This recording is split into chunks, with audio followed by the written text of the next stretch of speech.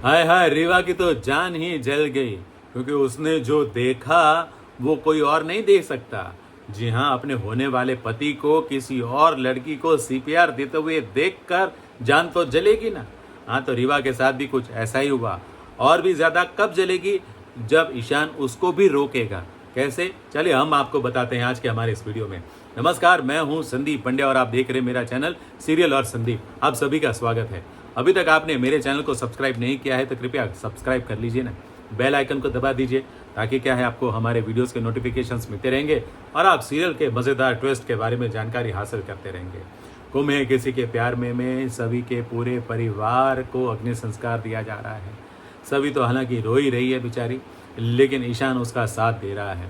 तो दूसरी तरफ घर पर उसकी अक्का साहेब यानी कि सुरेखा मैडम जो है वो गणपति बापा की और लक्ष्मी माता की पूजा कर रही हैं और प्रार्थना कर रही हैं कि मेरे ईशान को किसी की बुरी नज़र ना लगे। और ईशान को बुरी नज़र ना लगे इसलिए उन्होंने रीवा को भी तैयार किया है कि वो ईशान के छोटे चाचा के साथ जाकर रामटेक जाकर ईशान को ले आए। रीवा ने बोला कि मुझे जाना ठीक नहीं लग रहा है क्योंकि ईशान ने तो मना किया था, लेकिन फिर भी अक्का साहब ने बोल दिया कि नहीं, तुम्हें जाना पड़ेगा क्योंकि कुछ बुरा ना हो इसलिए जाना पड़ेगा। क्योंकि उनको पूरी आशंका है कि ईशान जो है वो इमोशनल होकर कुछ ऐसा कदम ना उठा ले जिसके कारण पूरे परिवार को मुश्किल झेलनी पड़े। और उनको जो आशंका है कि ईशान सभी के साथ कहीं कुछ गड़बड़ी ना करते, और उनकी आशंका गलत भी नहीं है, गड़बड़ी तो होने ही वाली है, लेकिन उसको रोकने के लिए ही अक्का साहब कोशिश कर रही है और इसलिए रीवा को भेज दिया। और रीवा भी पहुंची ऐसे वक्त पे जब ईशान सभी को सीपीआर दे रहा था। क्यों? क्योंकि सभी अपने आजोबा, आजी, अपने भाई सबका अस्थि विसर्जन करने पानी में जा रही थी और फिर बाद में सोचते सोचते वो खुद भी पानी में उतर गई और फिर डूबने लग गई। तो ईशान जाकर उसको बचाकर लेकर आया और फिर बाद में उसको होश में लाने के लिए उसको सीपीआर दे रहा था और मुंह से मुंह लगाकर सीपीआर दे रहा था। और तभी रीवा वहाँ पर पहुंची और उसने देखा, वो आश्चर्य में पड़ गई। उसके चेहरे पर जलन भी साफ दिख रही थी, गुस्सा भी दिख रहा था। उसने भी कोशिश की, ईशान को बोला कि तुम रहने दो, मैं देती हूँ।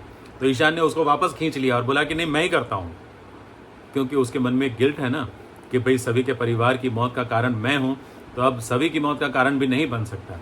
इसलिए वो सभी को जिंदा करने की कोशिश कर रहा है, उसको बचाने की कोशिश कर रहा है और साथ ही साथ कुछ ऐसे बोल भी रहा है कि जिसे सुनकर रीवा के मन में जो आग थी उसमें घी पड़ गया। जी हाँ, वो और ज़्यादा जलेगी। हालांकि अभी तक उसने ज़्यादा कुछ रिएक्ट नहीं किया है, लेकिन फिर भी रीवा को ये बात समझ में आ गई कि हाँ, ईशान को सभी से प्यार हो गया है, लेकिन ये बात अभी वो किसी को बताएगी नहीं क्योंकि वो तो चाहती है कि उसकी शादी हो जाए। अब ईशान सभी के साथ पुणे आएगा, हरिणी भी साथ होगी और एम्बुलेंस में ही ईशान जो है दोबारा अपनी बात कहने की कोशिश करेगा, लेकिन सभी जो है वो सो गई होगी। जी हाँ, थकान के मारे वो सो गई होगी और ईशान अभी भी अपने मन की बात बता नहीं पाएगा। जो सच्चाई है, जो उसके मन में गिल्ट है, वो अभी भी बरकरार रहेगा। अब पुणे जाने के बाद ऐसा होने वाला है और ऐसा सुनने में आ रहा है कि वो सभी को अपने घर में रखने की बात करेगा जहाँ उसके मम्मी पापा रह रहे थे, लेकिन सभी मना करेगी ये कहते हुए कि मैं किस हक से यहाँ पर रहूँ, मेरा कोई हक नहीं बनता है और मैं किसी पर बोझ नहीं बनना चाहती हूँ। तो ईशान जो है वो उसकी मांग में सिंदूर भर देगा और बोलेगा कि अब तो तुम्हें यहाँ पर रुकना ही पड़ेगा। तो कुछ ऐसे कहानी में ट्विस्ट आने वाला है और फिर बाद में जो कुछ भी होता रहेगा हम आपको बताते रहेंगे। देखते रहिए हमारे वीडियोज़।